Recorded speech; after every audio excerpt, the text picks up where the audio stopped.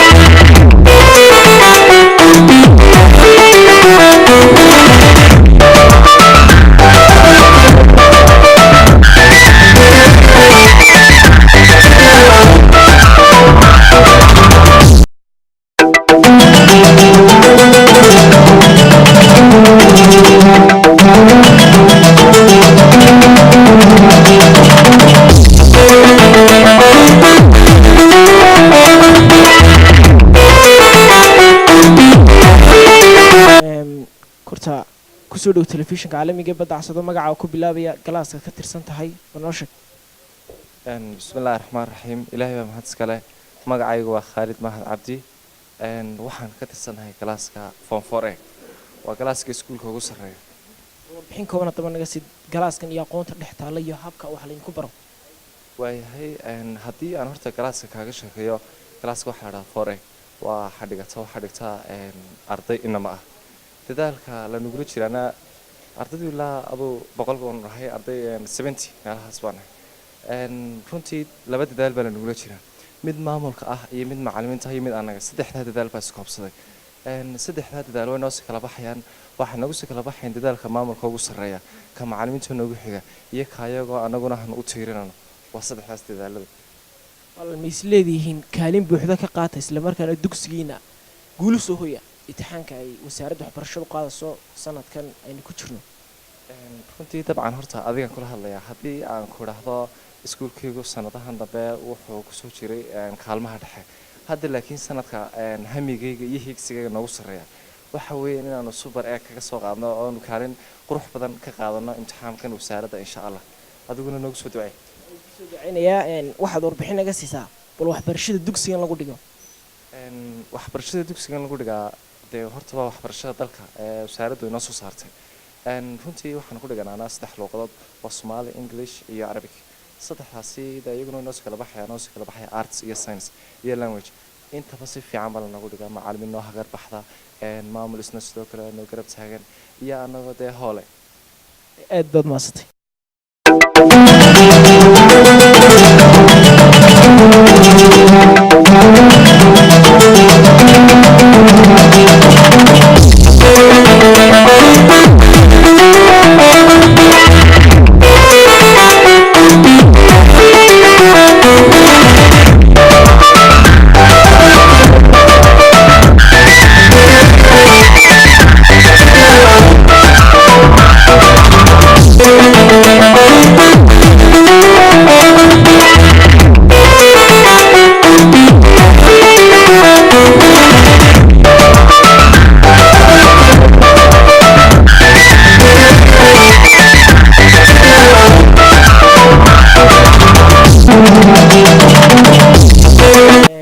maamule kusoo dhawow telefishinka caalamiga ee badda cas 24 TV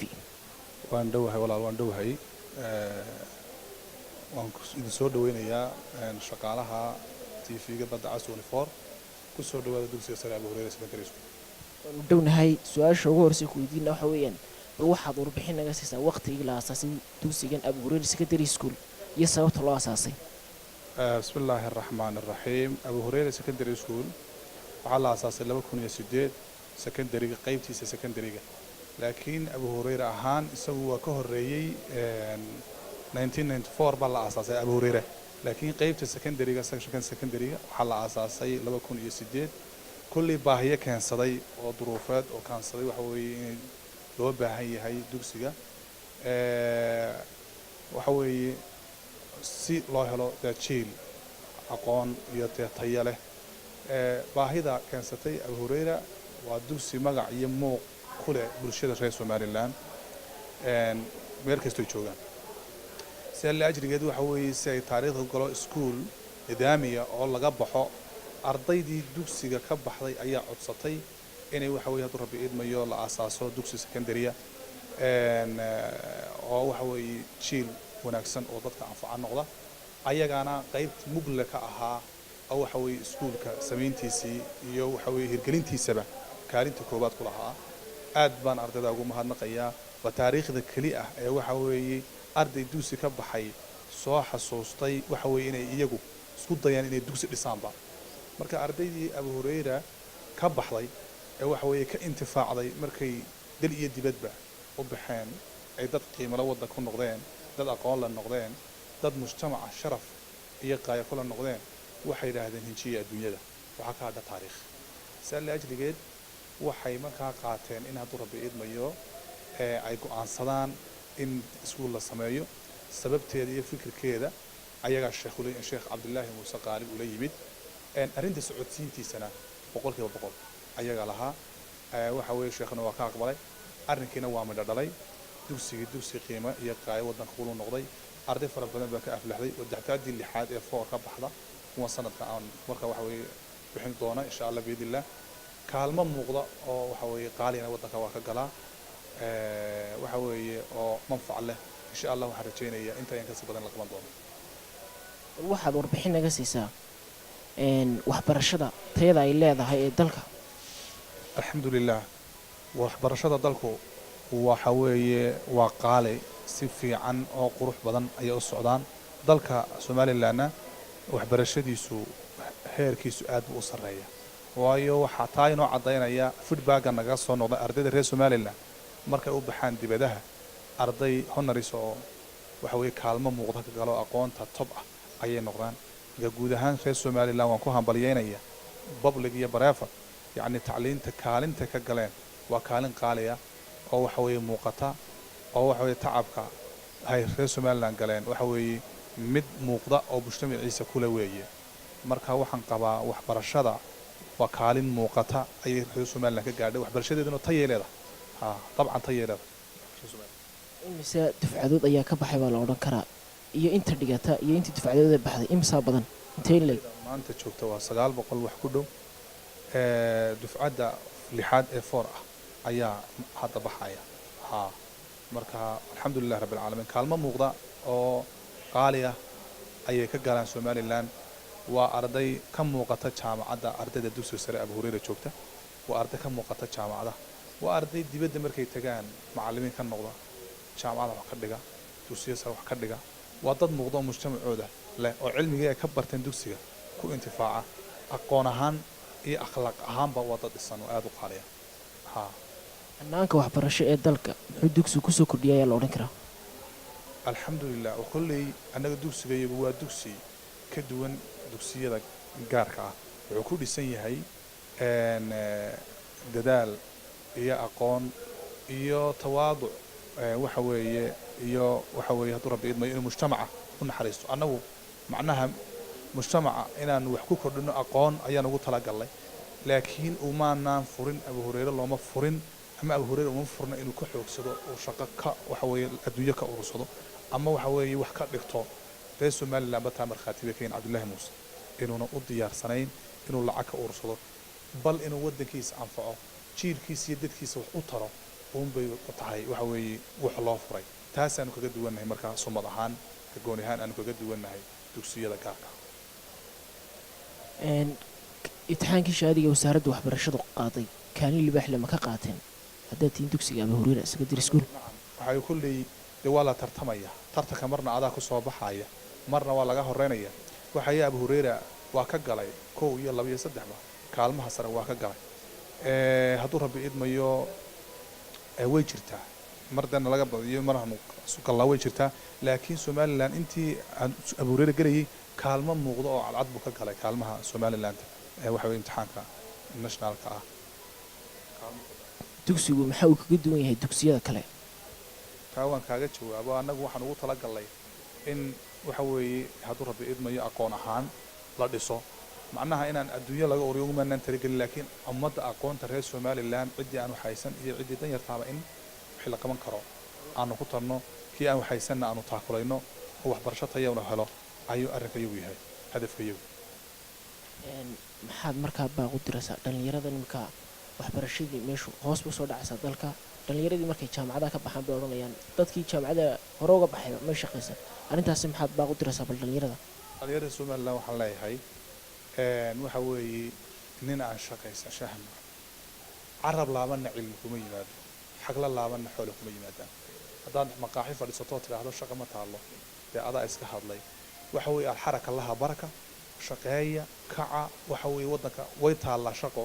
waddanka waxa weeye wax la qabtaa wuu yaallaa camal waa buuxaa waddankiinana iimaansada dadaalka idinku samaysaanna way ku xidhan tahay reer somaliland dhallinyarada waxaan leeyahay dib u noqda oo taariikh waddanka ka gala waxa weeye hinjiya adduunyada waxaa ka hadha taariikh dib iskugu noqda oo waxa weeye waddanka aamina ilaahayna waa idin barakeynaya subxaana wa tacaala khayr iyo wanaagna waan u rajaynaya dhallinyarada ardayda xiisado dheeraada ma siisaanoy xiisadooga caadiga dhigtaan ugu jirin alxamdulilah waan siinaa 5 cisho sida caadiga ardayda ula dhigtaan xisaska ardayda ay qaataan waxaa kale oo markaa ku jira iyadna meesha hadduu rabbi idmayo oo jira maalinta axadda iyo maalinta khamiista ayaa waxa weeye waxaanu u dhignaa oo dheeriya oo revisionist iyo wixii cashare kale loo gaarsiin karaba looga gaarsiiyo qaar ahaan axadda marra waxaan way joogaan markan ay ku qadeeyaan halkaasay dhigtaan marka waxa weeye egastara waxay time ayay qaataan oo ka baxsan xisaskooga caadiga dabcan aadna waanu la dadaalnaa insha allah biidni illah waxaan ka rajaynaynaa kaalmo qaali ah inay ka galaan somaliland sidii hore awalba u ahaayeenna insha allah inaan hoos ku dhicino kor u sii socdaan baan rajaynaa insha allah biidni illah aad baa mahadsantahay daawadayaashada qiimaha qadarinta xushmada naga mudano intaasi waxaynu ku soo afbeeraynaa barnaamijkeena waxbarashada oo in la socodsiinayay anigoo ah naasir cabdulqaadir cabdiwahaab naasir talasame halka aad si toosan naga daawanayseen waa shaashada muqbaayaha caalamiga ee badda cas 24 TV xarunta guud ee uu ku leeyahay magaalada Hargeysa daawadayaal barnaamijka waxaa dhanka duubidda qayb lixaad la ka qaatay Cabdirashiid Daahid Faahiye isla markaana suurta galiyay u daawataan sidaas quruxda badan leh daawadayaal inta aynu ku kulmi doono barnaamijkan waxbarashada aniga Cabdirashiid Faahiye waxaan kaga tagnaa sidaas